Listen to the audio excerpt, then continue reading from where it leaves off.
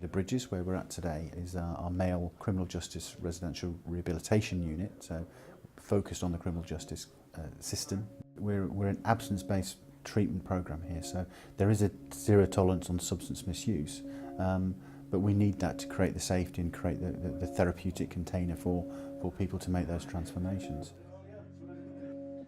Once a client's been accepted, on the day of release, if they're in custody or on discharge from detox, they would be met at the gate by one of our graduate volunteers. They would then provide that meet and greet service to bring them back to the Bridges, which can be a really important part of that process.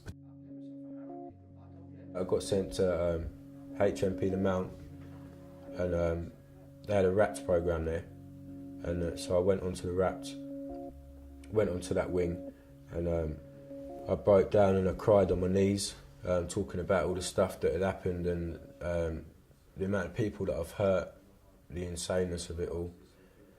I became a peer supporter and I applied to come to the Bridges Rehab on release for secondary because they only do the first few steps inside.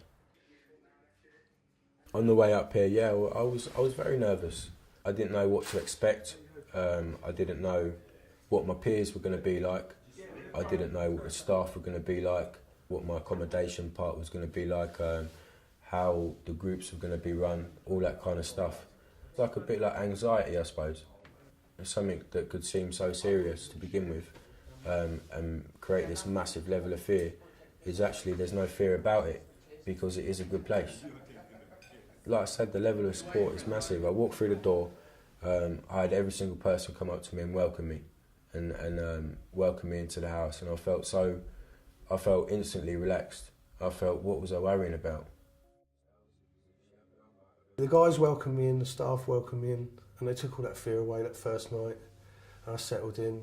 And they made it really easy for me to come here, and they made it really easy for me to stay here. Once I was here, I didn't have them thoughts of leaving, and I know that can be a problem for some guys in rehab. They turn up, realise it's not what they think it was going to be, and start panicking, the fear kicks in, they want to go. I didn't have any of that when I come to the Bridges, you know. They really supported me and got me into treatment quickly. Say for example, you've just come in, you're at the Mount, you've just done Met's phase, you're in primary treatment, and you're thinking, what's this about, how come they're hugging each other, etc. By the time you get to step 3 or 4, you're going to see what it's about. The way that these steps are worded, they've been the same for you know, since they were first invented. It's not been changed. It's been kept the same, and it's been kept the same for a reason.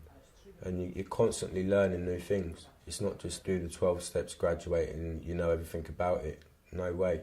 I know people that are 18, 19 years clean today and are still finding new stuff out about themselves.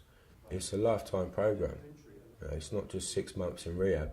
This just gives you, you know, your knowledge of it, I suppose.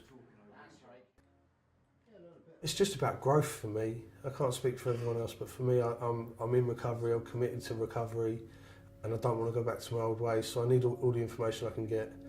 And I definitely needed to hear other people talking and relating how I felt and what I'd been through, and someone saying, yeah, I've done that too. That was a big part of it for me when I started going to the fellowship meetings and the groups. I needed to, and I was surprised as well when I talked about some of the things I'd done through my offending years, and other people saying we've done that as well. I thought I was alone, and I'm not. There's loads of people out there that have lived this life, and I thought I was unique in some way, and it was a lie. Yeah, but it was nice to get relation from someone and someone to say, yeah, I've been through that, and then you can support each other, and there's a power in that. We basically have 9 bed sits which are there to accommodate men in the primary treatment phase, and then we have 8 independent flats, still adjacent. You know, they're all part of the same building, but they're, you know, they are separate in that sense, and they're self-contained. So when the guys move into the second phase, it's like a rite of passage. You know, they're making that step towards independence. So that's my beloved electric, that's my acoustic. I love it, it's more than enough for me. Yeah, it's more than enough, I've got everything I need in there. ET stands for Education, Training and Employment, and what this role is about is getting clients into education, training and employment, but also upskilling them so that they're ready to be able to go into those things and supporting them while they do that. Oh, waiting for Ashley yet? Oh, they're getting dressed correctly.